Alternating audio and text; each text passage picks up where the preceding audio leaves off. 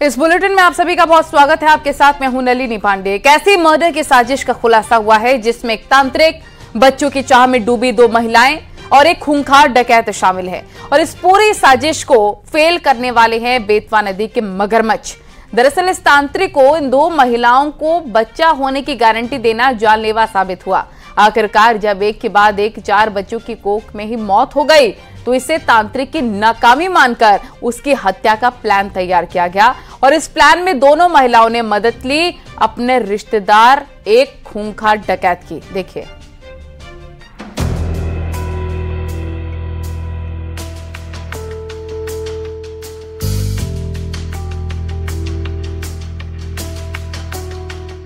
बच्चे की चाह, तांत्रिक की हत्या। मर्डर प्लान का मगरमच्छ कनेक्शन।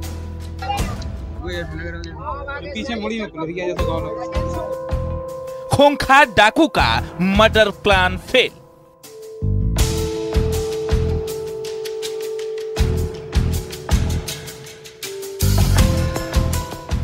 झांसी में एक ऐसी मर्डर की साजिश का खुलासा हुआ जिसमें एक तांत्रिक, बच्चों की चाह में डूबी 2 महिलाएं और एक खूंखार डकैत शामिल है।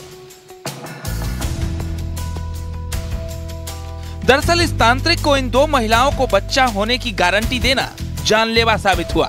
आखिरकार जब एक के बाद एक 4 बच्चों की कोख में ही मौत हो गई तो इसे तांत्रिक की नाकामी मानकर उसकी हत्या का प्लान तैयार किया गया। और इस प्लान में दोनों महिलाओं ने मदद ली अपने रिश्तेदार एक खूंखार डकैत की।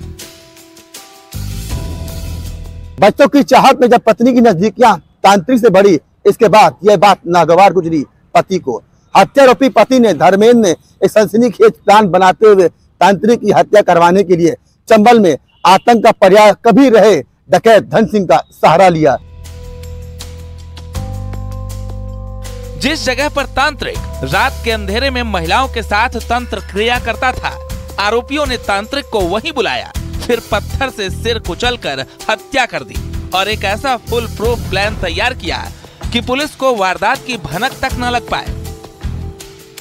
कुछ दिनों तक तो सारे आरोपी अपने प्लान में कामयाब रहे, लेकिन फिर मगरमच्छों ने इस खूनी साजिश पर पानी फेर दिया। दरअसल पूरे प्लान में मगरमच्छ ही वो फैक्टर थे जिन पर हत्यारों को भरोसा था कि वो उनके कत्ल के हर सुराग को खत्म कर देंगे। वो अपने डेली रूटीन में शाम के समय खेत में पानी लगाने गया था, तो रात में वो अब वहीं पर लोगों को, घर वालों को लगा कि वो रात में वहीं पर है, सुबह आ जाएगा। लेकिन जब सुबह नहीं आया तो घर वालों को लगा कि ये गया कहाँ। तो वो शाम को 1 तारीख को थाने पे रात में सूचना देते हैं, लेकिन फोटो नहीं रहती है। थाने वाले सूचना वो कर लेते हैं। बाकी 3 तारीख को सुबह इसकी लाश बेतवा नदी में मिलती है।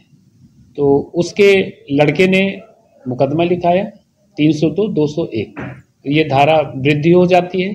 उसके बाद पुलिस इसमें तफ्तीश करती है, जांच पड़ताल करती है। तो ये बात निकल के आई कि ये जो परशुराम था ये झाड़ फूक का काम करता है। और ये भी लोगों का कहना था कि जिनके बच्चे नहीं होते हैं, जिन महिलाओं के, उनके बच्चे भी ये तंत्र मंत्र से पैदा कर देता है। दरअसल आरोपियों ने तांत्रिक की हत्या करके उसकी बॉडी को रेत की बोरी से बांधकर बेतवा नदी में फेंक दिया था। शव फेंकने के लिए नदी का वो हिस्सा चुना गया था जहां मगरमच्छों की तादाद सबसे ज्यादा होती है। आरोपियों को यकीन था कि मगरमच्छ बॉडी को खाकर खत्म कर देंगे और इसके बाद न बॉडी मिलेगी और न ही मर्डर का कोई सुराग। लेकिन वो ये नहीं जानते थे कि मगरमच्छ अपना शिकार खुद करता है। मगरमच्छ शव नहीं खाता और फिर बोरी पानी में गली और बॉडी नदी की सतह पर आ गई। तांत्रिक को ढूंढ रही पुलिस टीम को बॉडी के तौर पर पहला सुराग मिला और फिर आगे की पड़ताल के सिरे जोड़ते हुए पुलिस पहुंच गई कुख्यात डकैत धन सिंह तक। तो इसी को लेकर उन्हीं के गांव के धर्मेंद्र, जो उसी के बगल गांव का ही रहने वाला है, उसकी पत्नी का भी झाड़ फूक ये करता था, उसकी बहन का। और धर्मेंद्र की 4 बच्चे इसी झाड़ फूक के कारण उसको ये शक हो गया कि इसी झाड़ फूक के कारण मेरे 4 बच्चे गर्भपात हो गया, खराब हो गया। और उसकी बहन की भी तबीयत खराब होने लगी। तो वो बुलाने लगे कि भाई आ जाओ, झाड़ फूक कर दो, ये सही हो जाए। तो एक दो बार ये गया तो झाड़ फूक करता था, ठीक हो जाता था, फिर वैसे हो जाता था। ऐसे में उसका शक ज्यादा बढ़ गया धर्मेंद्र का। तो वो अपने एक दोस्त अरविंद, जो बरुआ सागर का रहने वाला है, उसके साथ प्लान करता है और अपने दो अन्य रिश्तेदार, जो एक दतिया के चाहर सिंह है और एक धन सिंह, जो काफी पुराना हत्यारा क्रिमिनल है, डकैत है, उसको बुलाकर और गांव के एक अन्य व्यक्ति के साथ मिलकर इसको मारने का प्लान करते हैं।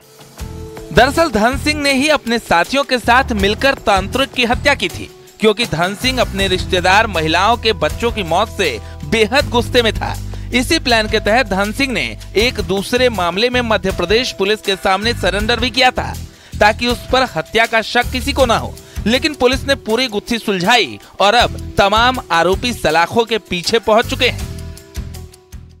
धन सिंह ने छात्र साजिश रचते हुए तांत्रिक को पहले बेतवा नदी के पास बुलाया। 31 अक्टूबर का ये पूरा मामला था।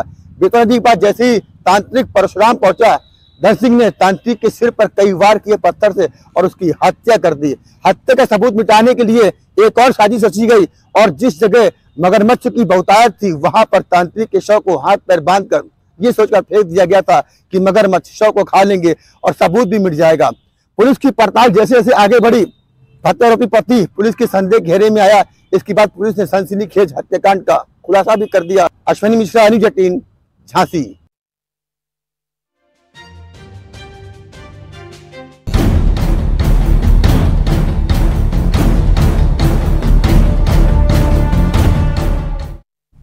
और सहारनपुर में किसान की उसके बेटे ने ही हत्या कर डाली। पहले बेरहमी से मर्डर किया और फिर पिता की हत्या से सदमे का नाटक किया। इस पूरी साजिश के पीछे जो वजह थी वो इस पूरी वारदात से भी ज्यादा चौंकाने वाली निकली। आखिर क्यों बन गया एक बेटा अपने बाप का हत्यारा, इस रिपोर्ट में देखिए।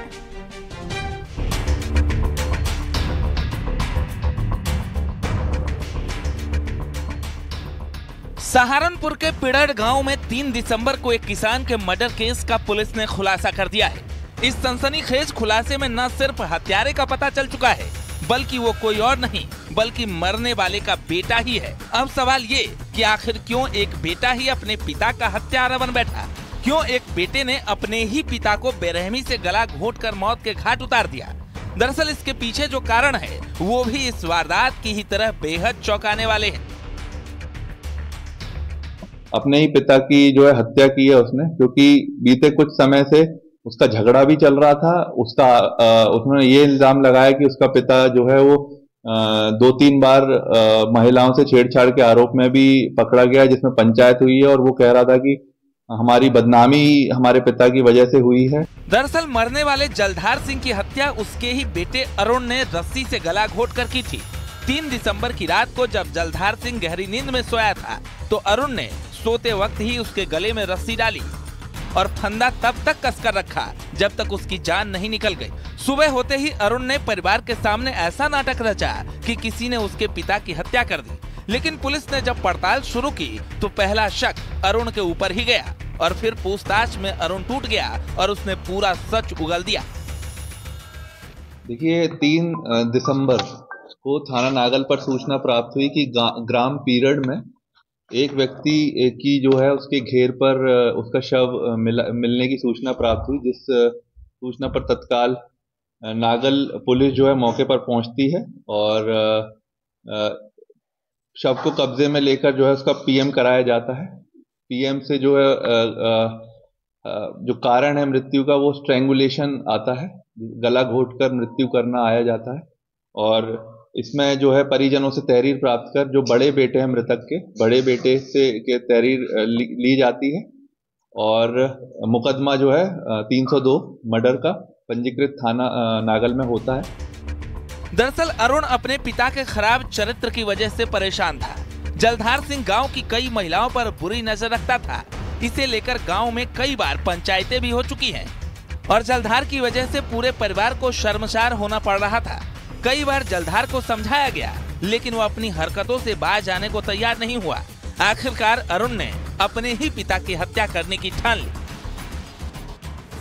जब इसकी विवेचना में जब टीम्स का गठन करके जब इसमें हम लोग आगे बढ़ते हैं तो ये तथ्य सामने आते हैं कि जो मृतक का तीसरा बेटा है अरुण, उसका मृतक से काफी समय से जो है झगड़ा चल रहा था और जो है उसकी शिकायत अपने पिताजी से कई बार ये भी रही है कि वो जो है नशे के आदी था और इसी चक्कर में दोनों के पिता और पुत्र के झगड़े भी होते थे।